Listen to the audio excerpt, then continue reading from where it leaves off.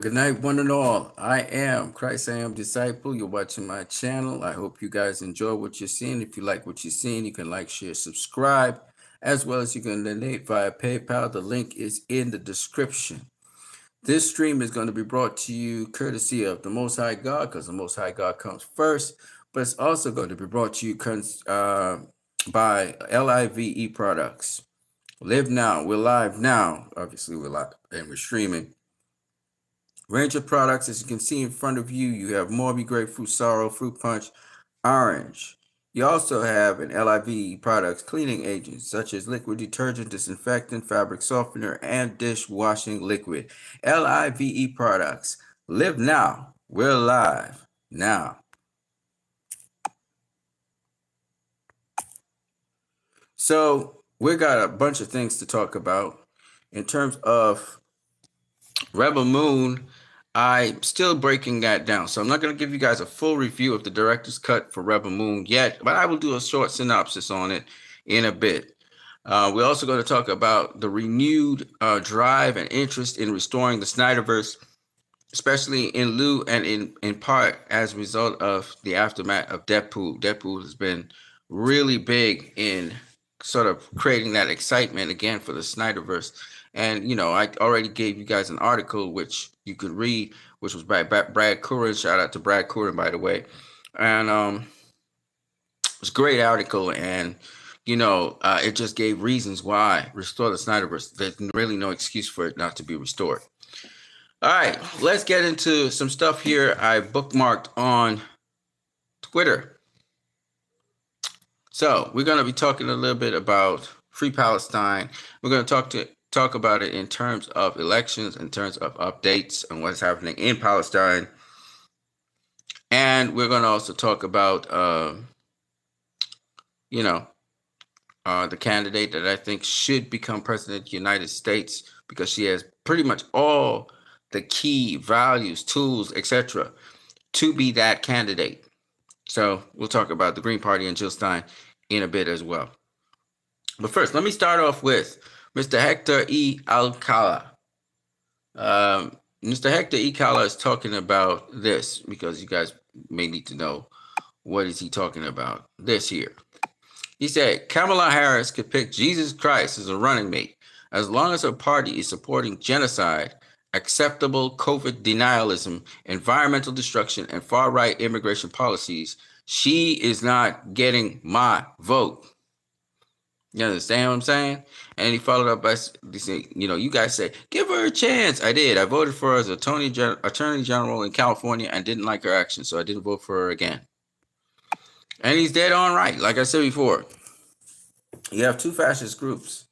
You have what is called the DNC. It's fascist. I'm going to tell you why. First of all, even the way how Kamala Harris is on the ticket to become the next presidential candidate and how they got rid of Joe Biden is very fascist.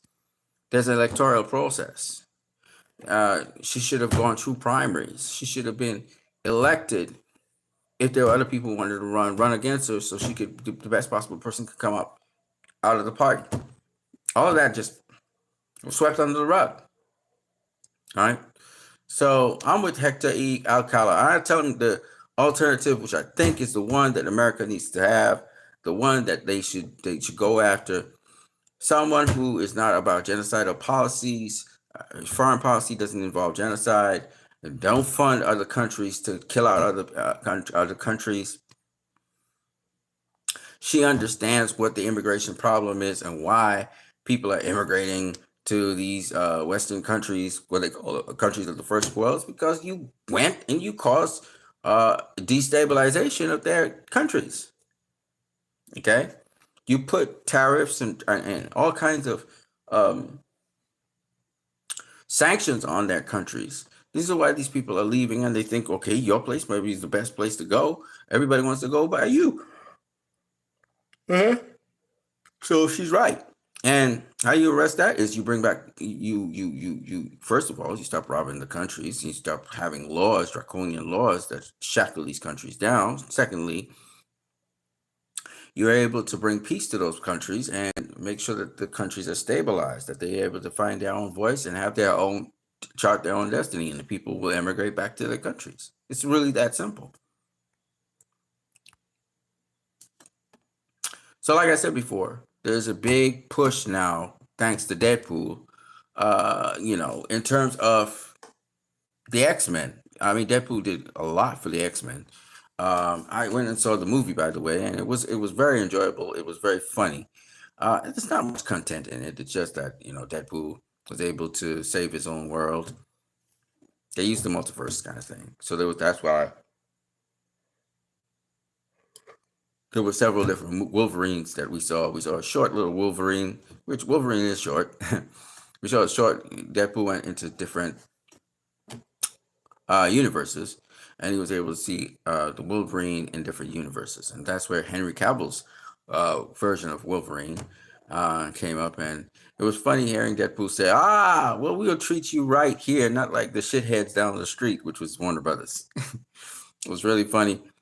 You could tell that Ryan was able to get he was able to get Chris Evans. He was able to get surprisingly Elektra, the lady who played Elektra. He got Blade in there. He got the old Sabretooth guy in there. We even saw the Incredible Hulk pop up in there for a little bit. I believe this is what they could have afforded to get. And it was funny him playing off of Captain America when Chris Evans was there. It was very interesting. It was just an interesting. It was just interesting all around, and Gambit was in there, so the long awaiting of Gambit. We finally saw Gambit, but it was in Deadpool. It was good to see Gambit in there, So it was a good time watching the Deadpool movie. Now,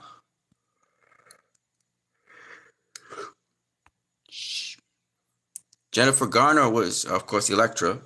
I like that they brought back these characters, and I'm pretty sure that right now, I don't know what Deadpool and the Wolverine are doing, but I'm sure it's tracking to pass $1 billion easy. They're gonna make more than $1 billion in that. And there were a lot of jokes in it. One joke really got me going, and I couldn't breathe. It was so funny, because spoilers. There were more than one Deadpool in the movie. Okay, there was a Deadpool dog. There was a female Deadpool, Lady Deadpool, I think they call it, and there was just a whole bunch of Deadpools in this movie. And there was a moment where one of the Deadpools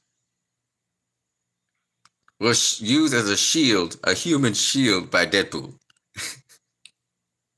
Like, you literally used Deadpool movie actually played on the human shield thing, because that's something in the news. So he played on that with another Deadpool, and that Deadpool couldn't reach. I know I shouldn't be laughing at this, but it's so it's so funny. That Deadpool couldn't regenerate, right? So he used the Deadpool as a human shield, and the Deadpool ended up getting his head blown off. And before a moment before that happened, he was telling the Deadpool, "You will live. I will live. I will live." And he gets his head blown off. So it was just hilarious.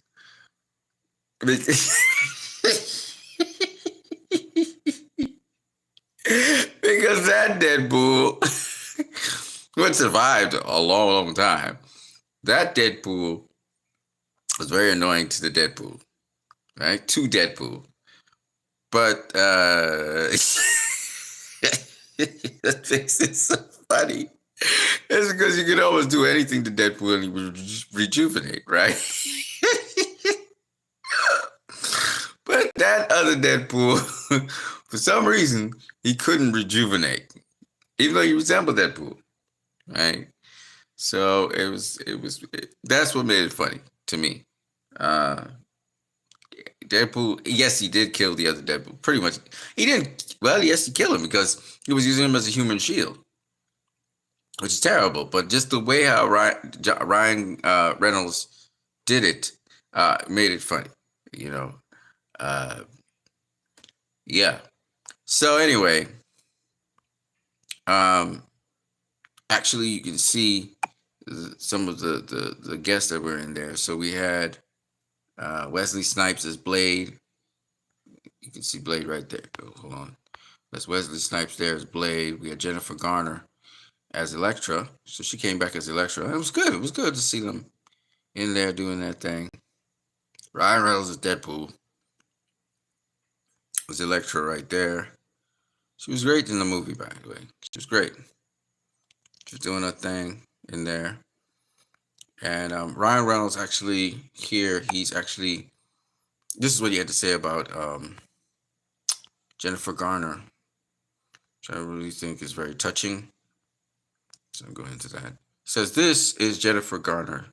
She has a black belt in kindness, but has inside of her an unblinking hurricane of vengeance. I worked with Jennifer twice now. She brings a completely different scope of skills to each movie, but can't hide one detail. I don't care how talented someone is. You can't hide humanity. She's not only of my favorite performers, she's one of my favorite people. I love her and will now and always owe her one. 5. What a baller." And, you know, it was nice to see her as Elektra in there. I actually get her props and shine at the same time, you know. Jennifer Garner did him a favor, apparently, by starring in this movie. And she was fantastic. She was fantastic as Elektra. Wesley Snipes was great as Blade, even though this Elektra, okay, so there's a couple of things you guys need to know. This Elektra doesn't even know what her world is like, because all of these people who end up in this particular, which is called the Void, they're void because, one, their worlds were being destroyed and they were rebelling against that. They wanted to make sure their worlds are not destroyed, and there's a long story behind that, but I don't want to go into the details of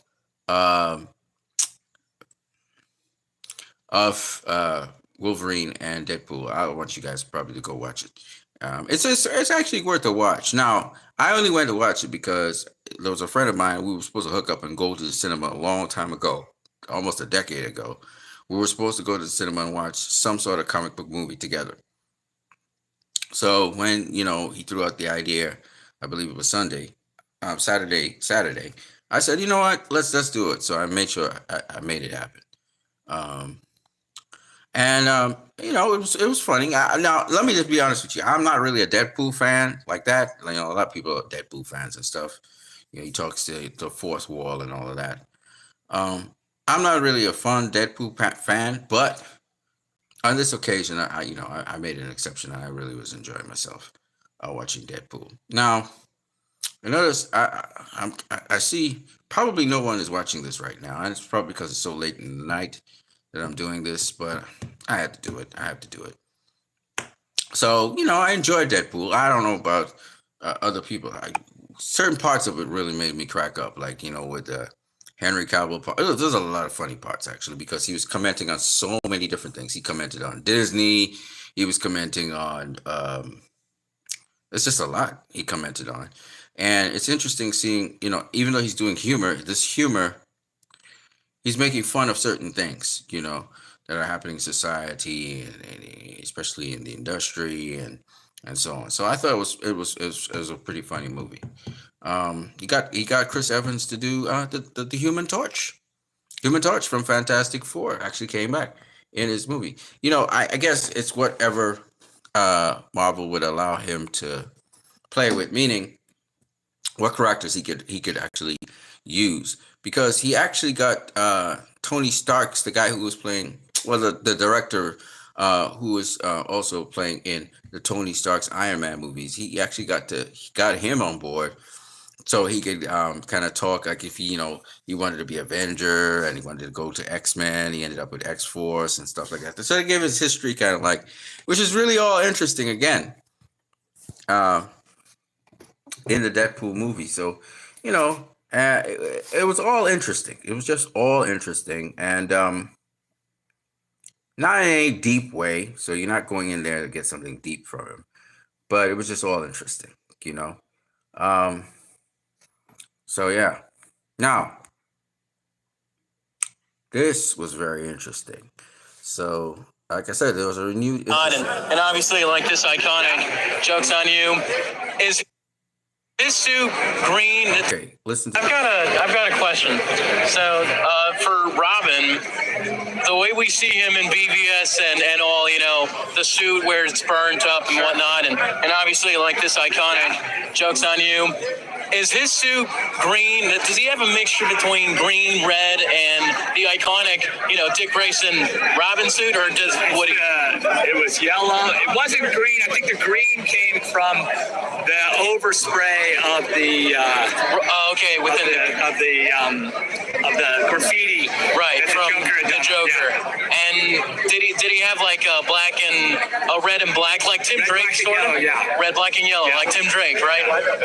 Your take, obviously, since it was Dick Grayson and not Jason Todd, he was supposed to meet the same fate as Jason Todd, you know, warehouse and all, or was there something else with There it? is something else. Oh boy. Oh my God. May I have I've got a Let me tell you, dirty, dingy, dust. I've got a question. So, Zack Snyder lets in that the death of Robin involved a number of other equations. Here's another one. Jimmy Fallino, he's talking about Deadpool and the Wolverine. So we see Henry Cavill as for those of you who don't know, the Wolverine. He's actually as the Wolverine in one of the worlds that Deadpool goes to. And Jimmy Fallino, he says, shout out to Henry Cavill, a geek icon. He's played Wolverine. Now he's played Superman, and he's also played oh my God, not The Witcher, Geralt. Right, Geralt of Gelt. Right, so Geralt of Gelt. Screen Rant says, on Deadpool's joke, Marvel would treat Henry Cavill better than the studio down the street, Zack Snyder grinned. On the actor being sidelined, Henry's an amazing Superman to me, so any coins left on the table are unfortunate. It would be great to have more Henry. That's what Zack Snyder had to say. Zack Snyder responds to Henry Cavill's Deadshot and the Wolverine cameo following Superman exits. And this is it here. Screen Rant had that to say. South Cali guy, he says, Henry Cavill's an amazing Superman. And WBD, Warner Brother Pictures, DC official are stupid if they don't capitalize on bringing him back and making him Superman again. Not only that, we'll get into some more details on that, but even more details, I would say they're stupid not to have Zack Snyder back. They should be courting that guy back, trying to get that guy to do Justice League 2 and 3. I'm saying, you know, the fact that Deadpool had to say how stupid they are, that they dropped the ball on that, you know what I mean? It says volumes, in my opinion. That's all I'm saying. Shout out to South Cali guy. Now this is classic. I want you guys to hear this. Sort of wanting a movie, and I don't know for you guys. To me, this is a film that was written by a very horny 12-year-old boy. It has all the fantasy stuff that a young boy of that age would sort of want in a movie. And I don't know for you guys, playing what is in many ways an idealized sort of fantasy of beauty and sexiness and all those things, whether it's quite fascinating and liberating or whether it's kind of just hard work to know that you're going to get it right. Well, you know, I think it's a little limiting to say that it comes from a 12-year-old boy's mind, because I know when I was a 12-year-old girl, I was also imagining fantastical characters, fantastical heroes. I was imagining myself as many different women, many different types of women. And, you know, when I imagine the ultimate version of myself, it's not, you know, me in sweatpants sort of like, you know, like rolling around on the ground. It's me as like some sort of fantastical superhero that's like, you know, sexy and confident and powerful and vulnerable and all of these different things. So I think that it's, it's operating on many different levels of fantasy, and I don't think that it's isolated to a teenage boy, or you would have to call me a teenage boy, because these are absolutely part of my fantastical imaginings of my life. Yeah, and I think even if that's exciting for young boys to see strong women, I think that's great. I think that's a great thing, because these girls are tough. They're not within the world of the brothel. They're somewhat objectified, but when they go into these fighting worlds, they're strong. And so if boys find that sexy, then I love that. That's fantastic. But at the same time, for me, I know as a young girl, I would have loved to have seen this kind of film where girls are fighting. I think it's just as exciting for young girls to see, and to have these sort of this varied and interesting group of girls that they can relate to within this action world that's often reserved for men. Mm-hmm. So I think it's really cool for girls as well. Rock and roll. I'll be giving the friendly finger. We're going to talk to you, ladies. I won't curse on this one. But anyway, that old fogey wanted to say that it was some 12-year-old boy's, I guess, wet dream or whatever to see Sucker Punch, it wasn't. Sucker Punch is an anime. Okay, for those people who watch anime, they would understand Zack Snyder's using the style of anime. And this is what the characters in anime sort of look like. So it wasn't no 12 boys dream. The story of Sucker Punch is a tough. Zack covers some really, I gotta say, when Zack does movies, he covers some heavy topics. Okay? The topics are usually very heavy. It's very weighty, and the action-packed parts of the stories. In fact, this much I will say about Rebel Moon until I give my review. The director's cuts of Rebel Moon are extremely intense, and the movies are extremely heavy. I'm not gonna lie; they're not dark. They are dark too, but they're heavy. They're extremely heavy. And when I say heavy, I mean it in several different ways. I mean it in terms of the movies can be looked at as tragedies, as well as they can be looked at Shakespearean tragedies, as well as they can be looked at, in terms of pop culture. That they also are heavy in terms of what they're actually saying. Okay, and for me to do justice, just for example, Sucker Punch or Rebel Moon, Watchmen, another philosophical movie, not as realistic, not as grounded as Rebel Moon, Sucker Punch is not very realistic at all. But particularly with Rebel Moon, it's a grounded movie. It's much more grounded than Star Wars. It's even more grounded than Rogue One. It's as grounded as you can get, right? It's edgy as well. And at the same time, there's fantasy elements inside the Rebel Moon. So it's just a lot to unpack with Rebel Moon. Rebel Moon's, and you know what I like about Rebel Moon? The women fighting in Rebel Moon are not women trying to be men. In Hollywood, there's a thing where, people talk about strong women. Well, women are all strong in their own way. They've always been strong, right? But the femininity is important, Women conduct themselves different to how men conduct themselves. And so I love that Zack was able to preserve the femaleness and the womanness of Korra, for example. Korra's a beast. Korra's a beast.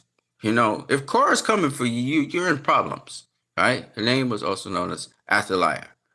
Athaliah is a beast. Athaliah will take you out, okay? No if, buts, or maybe. She's a beast, right? She trained in war. That's what she was, a child of war, okay?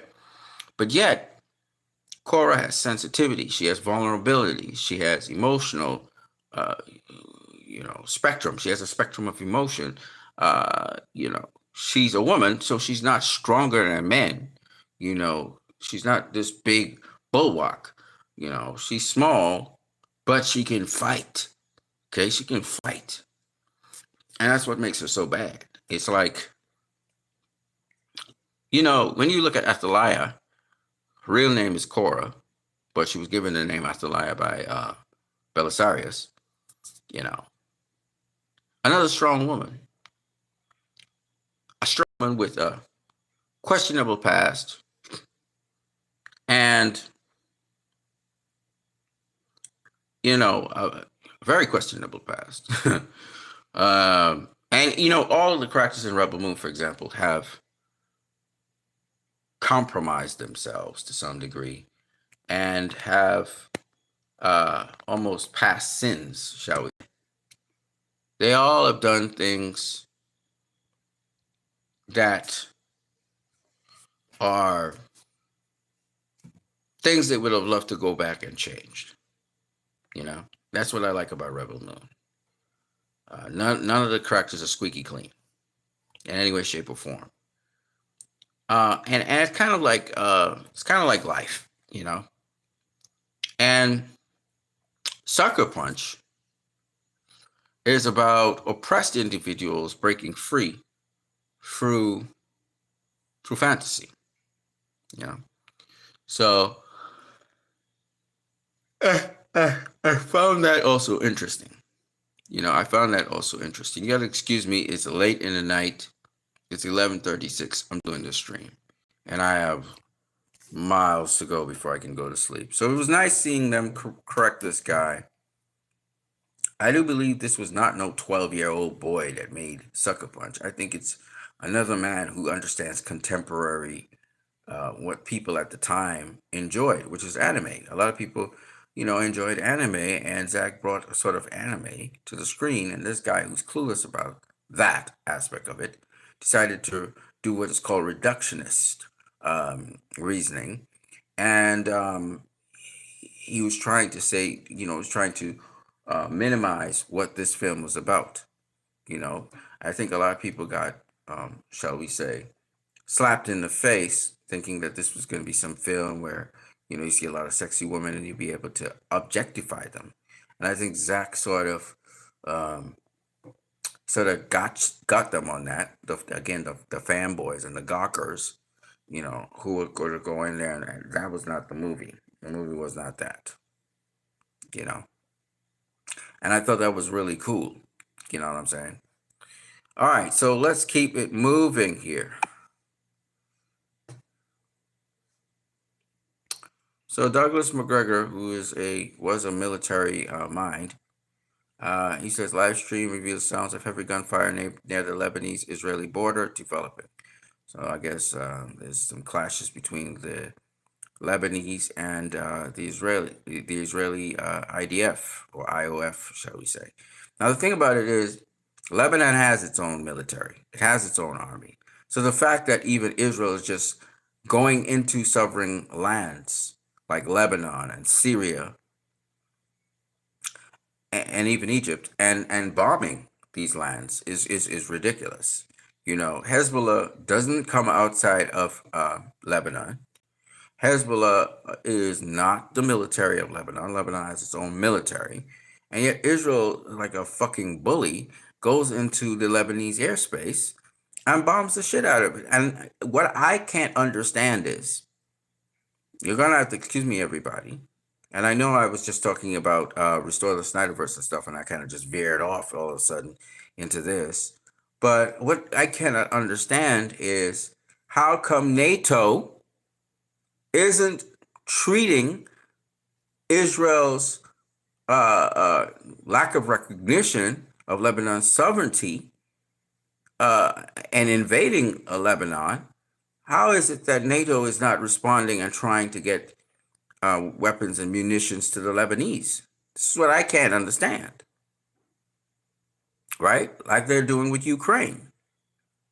So almost immediately I realized there's a double standard right there. And that's horrible. But I'm going to say this. You keep on poking the bear will respond. That's all I'm going to say about that. you know. Anyway, let's just keep it moving because I know I'm.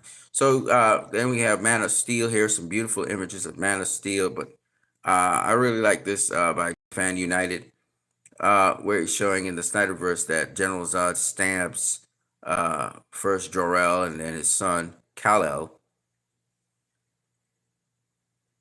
He does it. He screams out first before he stabs him, so you can tell there's elements of General Zod still in that beast, which I thought was just immensely interesting.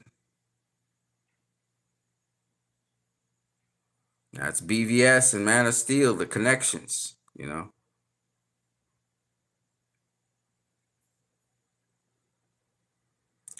James J. Zogby. So there's a big contesting of Cori Bush for St. Louis. And James J. Zogby says, a letter from AIPAC leaders in St. Louis called the Jewish community to take responsibility to get an anti-Semite out of our office, meaning Cori Bush. It's a dangerous act of incitement against a brave, principled, and remarkable woman. Shame on them. They make this charge of anti-Semitism evidence-free. They're normalizing the idea that condemning Israeli behavior or supporting Palestinian human rights is by definition anti-Semitism. It is not, and those who bravely call out Israel's criminal acts should be rewarded. I agree with James J. Zogby on this. The problem is the party, the DNC, their leadership should be supporting Cori Bush, should be rallying behind Cori Bush for human rights, and that's not happening with Kamala Harris. And so I would advise Cori Bush to leave the DNC and instead join up with the Green Party and with Jill Stein. I also would suggest the same for Rashida Tlaib and the rest of the squad. And Bernie Sanders. I don't know why they wouldn't do that. All the progressives should just join together in one group because they have the better interest of America at heart than what's going on right now. So John Cusack points that out. So I don't want to go all over the place. Rebel Moon. Ella Purnell is Arania in Zack Snyder's The Senecal, a Rebel Moon podcast. Episode 2 is now out. There's a link for episode 2. However, I couldn't get access to the link to hear it yet, but I will be trying to hear it. Now, I have watched Rebel Moon parts 1 and 2, the director's cuts, a couple of times, but Netflix is kind of making it difficult for us to get the director's cuts, get access to them. Even in my Netflix thing, they keep on mixing it up with the Scargiver and the Child of War, where I'm looking for the Chalice, the Chalice of Blood and the Curse of Forgiveness, the director's cuts. So I just find that really somewhat anger-forming that I can't get access to those things. Now, I've watched both parts, I think, at least twice. Not completely, but twice. I come back to it, fall asleep, come back to it. But it's really a lot to unpack there. So I'm not going to talk too much about the review of Rebel Moon. I will leave that for a separate stream for you guys. But this is also pretty cool to see Ella Purnell getting work again with Zack Snyder, working together with him. It was really awesome. Episode 1 was about the king who never got no said to him, and he killed people on the drop of a dime. If he was too bored with you or he didn't feel in the right mood, he'd kill people, get them killed. So they made a robot to please him, and the man and his wife went up to that place, and instead he wanted to also, the robot was made in the image of his wife, and the king wanted the wife. So he didn't only, and they wanted the robot to pleasure himself, and he wanted the wife to join in. So he had the wife join in with the robot, and then it was supposed to be a one-time event. The husband was promising the wife, but it didn't turn out to be so. The king wanted them to stay on, and he wanted to pleasure the wife, and that's where it kind of ended. But the point behind it is that the Senecal was really about how did these Jimmies end up protecting royalty? That's what we want to find out. So it seems as though the guy who created the image of Rania, which was the robot, apparently the Jimmys come out of that somehow. I don't know how exactly, but we will find out soon enough. So the Senecal episode 2 will come out very soon. Well, it's out. It's out already. If you can get it accessed via this URL that you see here on Twitter, please do so. Me, I couldn't get access through that, but we'll see how things pan out in the end. They're asking me to get Spotify. I think I actually could use Spotify now, but I'll have to see. I'm still gonna see what I can do, you know.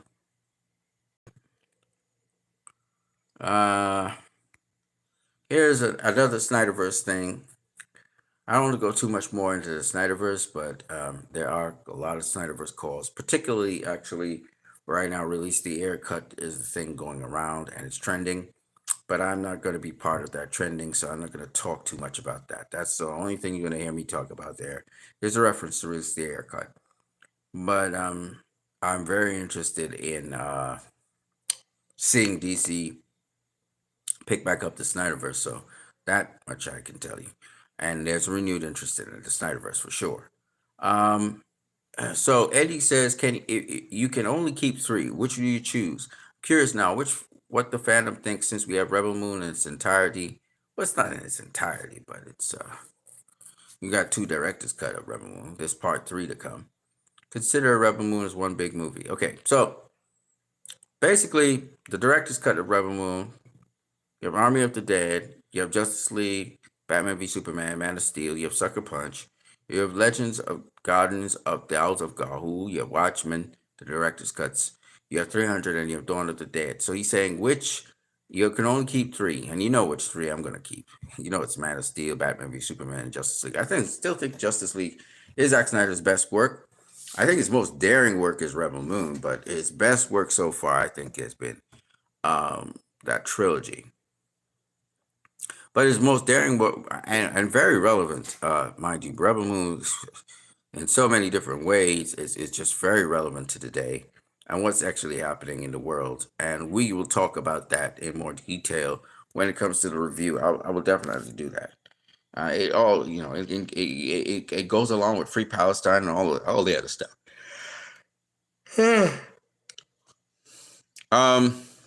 Here we have the Russian Security Council, the Secretary of the Russian Security Council meeting with the head of Secretary of Iran's Supreme National Security Council. So the security councils are talking to each other.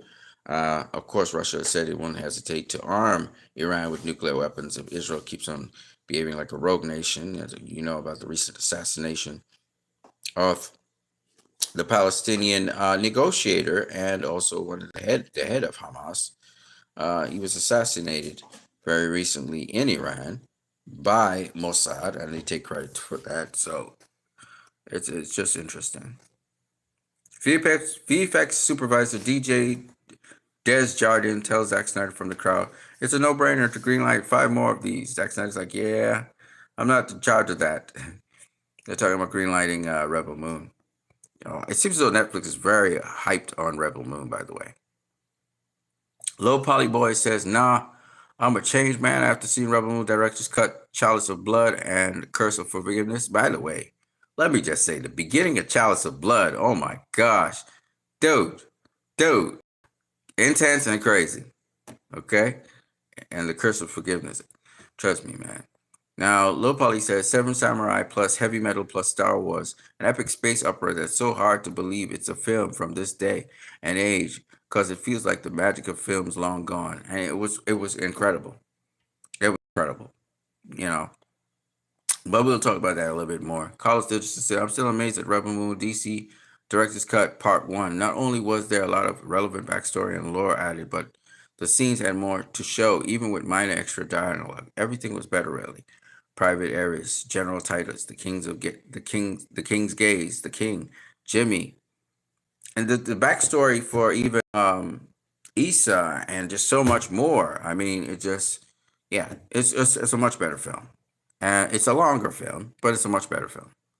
but it's not what Zach put out in terms of the PG-13 versions is the film. It's just it's not the film with everything that Zach was doing, you know, and what makes Zach stuff really Zach stuff, you know what I mean? And here we have, you know, again, old fogies trying to criticize something that's just way better than they could imagine. So Collider's been trying to trash Zack Snyder's stuff and IGN. Okay. Oh man, so much to talk about with this film. And we're going to talk. I'm going to give you all a little spoilerish stuff in a nutshell. Okay, the film, in a nutshell, Rebel Moon is a film about people who do not, or society doesn't class as belonging. So it's all, you know, Zach's themes are kind of like that all the time. But so, for example, settler colonialism. You go into somebody's country, you steal parts of their culture, you destroy all the people that live there, and you take it. They resist. They're considered terrorists, whatever. And you know, you try to get as many of the leaders as you can, and you leave a trinket, sort of victory trinket, of you conquering their leadership. That's in essence what the Mother World was doing. They're winning a lot of wars and battles, and a particular general named Belisarius was particularly brutal, and he loved to go down, actually engage in war. And if people pleaded for their lives or whatever, he didn't care. He would kill. He kill. He just kill out everybody. And other people he put into slavery to work for the Mother World, you know. And he was particularly vicious, and the king, who was involved in a lot of wars, of course, to expand the universe, blah blah blah blah blah. He found out that Belisarius was particularly brutal and killed out a set of people in a particular planet, and because he was influenced by his daughter Issa, who, according to the myth, was supposed to be the one to change everything and bring peace to the whole entire universe. And in addition to that, that Issa was from a myth that was said of thousands of years, hundreds of years before, and the original Issa, they say, you know, brought peace or whatever. So anyway, she, a life giver, she was called a life giver. But anyway, she ultimately, in the end, was supposedly murdered, right? Because she seemed to have influenced her father a bit, and her father was trying to pass on the kingdom to her and end all wars. And so, because of that, and the fact that he also was going to kill Belisarius for just wiping out a whole existence of a planet, but he instead let him kiss his ring for forgiveness. And Belisarius, realizing that if the wars end, then they would get killed or assassinated, or they would be investigated, he decided to plan a coup against him. He was elevated to Senate. He was no longer engaged in war as a captain or a general or commander. And so he ended up in the Senate, convinced all the senators, the war senators particularly, and they formed a coup, killed the king, assassinated, Athaliah. She also assassinated, or thought she assassinated, Issa. You know, so the story begins with them conquering some more worlds. The reagent is now Belisarius, who was the one that conducted the coup, and he's now the king, involved with the Mother World, and he sent out Atticus Noble to crush the resistance, because the resistance rose up against the Mother World. And so, because they were going around destroying people in other worlds, so he had to defend them. And so the resistance group formed. It was Darian Bloodaxe and his sister, and they rose up. And so Atticus Noble was actually assigned by the regent Belisarius to track down the resistance and crush it. And he was given all the power and authority to do so, and whatever he needed, whatever means. So any world that was harboring these people was target practice. And this is how Velt came into the equation. Velt had supplied food to the resistance through Gunner. And as a result of that, ultimately in the end, it was found out by Atticus Noble, and he killed the head of Velt, the at least the farming colony in Velt. Velt, has a city area as well, and demanded that Gunner get the crops to feed all of the army, the military. And Athaliah, or Korah, is able to dispatch of the military that was on Velt, because she's just a badass. She was able to do that after Atticus Noble had left. And then they went in search of warriors to be able to fight the Atticus Noble, who would be returning to Velt to collect the food. It so happened that in her journey, she was betrayed by one called Kel, and she was offered up with a number of other warriors to Atticus Noble, who almost had them, but the farmer Gunner was able to kill Kel, free them, and they were able to take down they took down Atticus Noble, and they took down the military, the army that ambushed them. And so at the end of part 1, they're returning back to Velt. They then build up as much defense as they can, but because there are informers, people spying on them, they were able to inform Atticus Noble of almost everything that happened, even though Atticus Noble almost died. He was at the point of death. They were able to bring him back because his body's sort of he's like a cyborg. He's partly cybernetic, partly interfacing with materials and technology. So anyway, the short version of the story, I'm telling you the whole story. The short version of the story is that they built up their defense and stuff. Jimmy was able to discover the people who spied on them and killed them off. And just before, because if they had only knew that they had a ship, it would have been a problem. But the ship that brought Korah to Velt, Korah was able to use. They confronted Atticus Noble, came down from the ship, and what's called the King's Gaze, and they were able to ambush him, and they were able to also infiltrate the ship that they came on, destroy it, and they were able to also destroy Atticus Noble. But in so doing, Gunner, he was killed in the process, and Korah had a relationship with Gunner, so it was very devastating for her. But they were able to, with the Blood Axe, one of the Blood Axes, who had the rebellion, were able to take down the entire Motherworld fleet. And so Belisarius, on finding out that Athaliah had destroyed one of his greatest generals, take him down,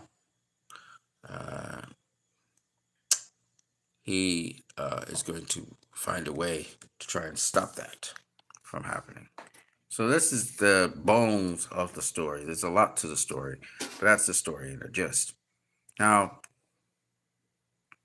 what makes this story awesome is because it talks about xenophobia. It talks about being an outsider, like I said before.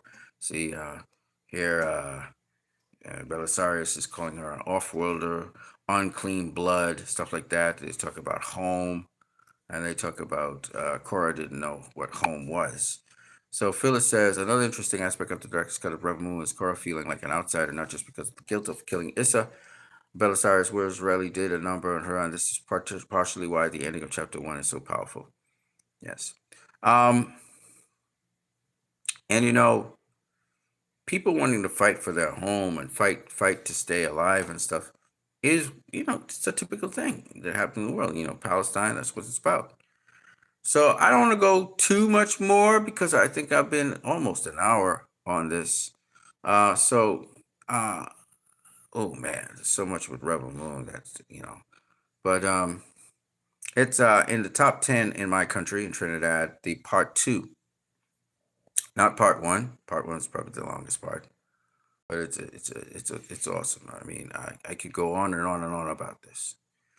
All right, let me see if I can cover a little bit about Free Palestine. What I'm going to do with Free Palestine instead of all of that is just talk about Dr. Jill Stein, what she said, because I think she's the ticket to really talk about stuff. So the most recent stuff I'm going to talk about. All right, so here's Dr. Jill Stein. In Israel's genocide, and the U.S. has basically allowed Israel to expand its war essentially with impunity. When Israel attacked the Iranian consulate in Syria, essentially Israel was allowed to continue on its way without a reprimand even from the U.S. So this is extremely alarming, and I think the people in the United States who oppose the genocide, who oppose a war in the Middle East, are very much alarmed about this, yet it's hardly being discussed in our press at this point. So we're doing all we can to raise the alarm and to encourage the United States, really to demand that the United States play the role here of a peacemaker, which it could make, but it requires reining in Israel and essentially using the weapons that we are providing Israel as a bargaining chip here to say that we will not provide weapons. We should not provide weapons for the genocide in the first place, and certainly not for this to be expanded into a regional war that could even go beyond a regional basis. The U.S. So, well said, in my opinion. A full partner. Dr. Jill Stein. They killed another journalist there. Let's see what else we got here. Let me move down here.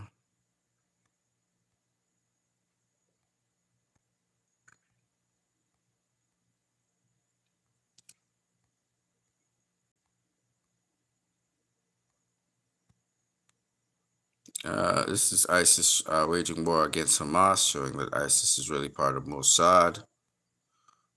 Different evidence stuff. Now it says, after assassinating the head negotiator Ismail Haniyeh, who was actually against, he didn't know about the Al-Aqsa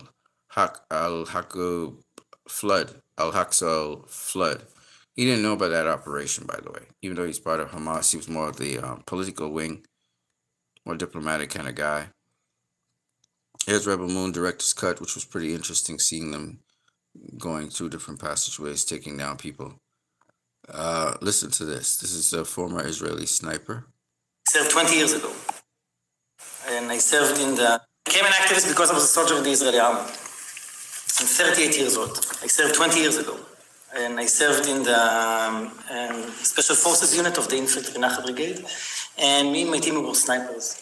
And when you serve as a sniper in the West Bank and Gaza, you're inside Palestinian cities, towns, but more than everything else, you're inside Palestinian homes. Almost every night we did an operation that is called a straw window. Straw window is when you take a private Palestinian house and turn it into a military post. It means that you have to storm the house in the middle of the night, drag all of the family members from their beds, and put them in one room so they won't bother us. And then we put our sniping rifles, and me as the spotter of the team, I would put my thermal camera in one of the rooms. Then we start scanning the city. And during that time, if one of the family members wants to eat, to drink, to take medicine, to go to the bathroom, they need authorization from us, because it's our house. It's not their house anymore. And straw widow could be 2 hours or 4 hours or 6 hours or 2 days, right? And after that ends, we just take all of our weapons and everything and we go back to the base. And when we go back to the base, the first time we did it, I understood that we ruined the Palestinian family's life. Not because we had information, not because we want to shoot at someone, because they told us this is a routine operation. You have to be with your sniping rifles inside the Palestinian city. And I was brought up on the idea that I have to protect Israel. That what I'm doing in the Israeli army is protecting Israel. And that wasn't protecting Israel. That was controlling Palestinians. And that's a different thing altogether. So you ask me how I became an activist? I served in the IDF. And I think that as an Israeli, we have the moral obligation to speak about what we did over there. It's not a secret that belongs to me as a soldier or as an Israeli. It's something that everybody should know that is happening almost every night. Straw widows like I did, but every day we have checkpoints and the Palestinians giving permits and now fighting in Gaza and arrest. It's an ongoing occupation of 57 years.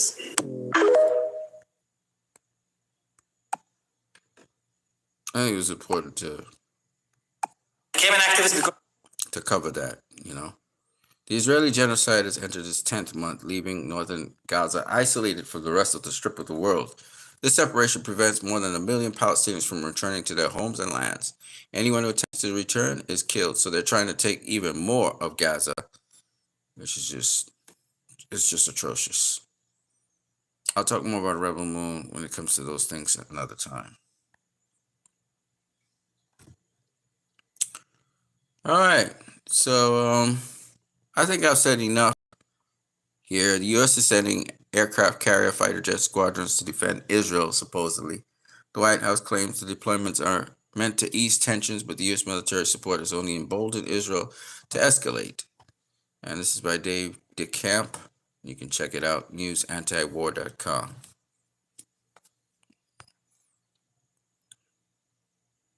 Dave DeCamp says, no war for Israel.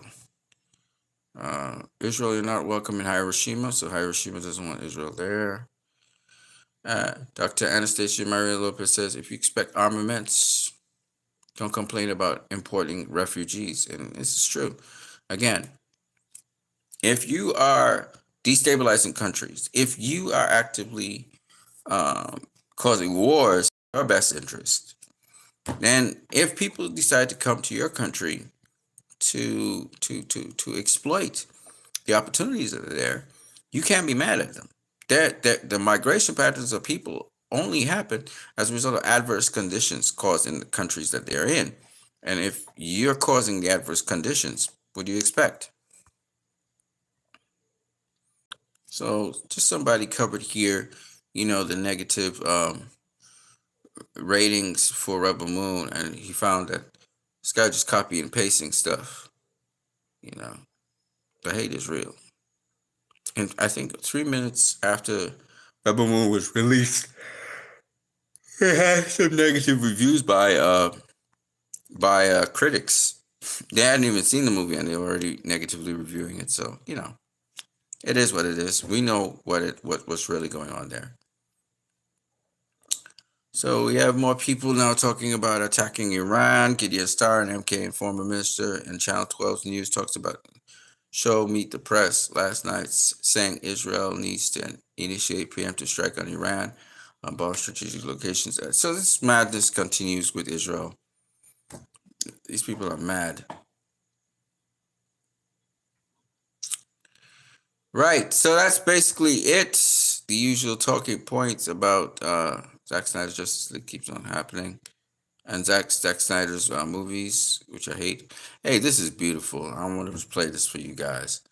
This is in the 10th Gaza. A young lad named Samil sits on a chair and plays the oud. Sing a song.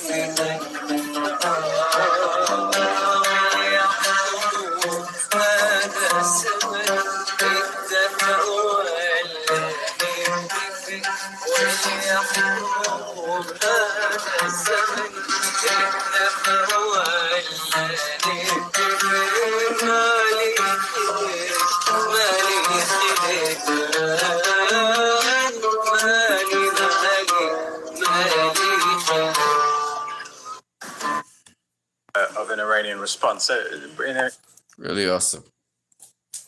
Well, I'll leave you guys on that positive note. You know, what I love about the Palestinians is no matter how bad the situation, they're able to work out that situation and make the best out of it. So that's what I got for you guys. I am Christ, I am disciple. If you like what you seen, don't forget you can like, share, subscribe, you can donate via PayPal. The link is in the description. And this is brought to you by LIVE Products. Shout out to the Most High. The Most High comes first. I'm going to catch you guys later. Peace.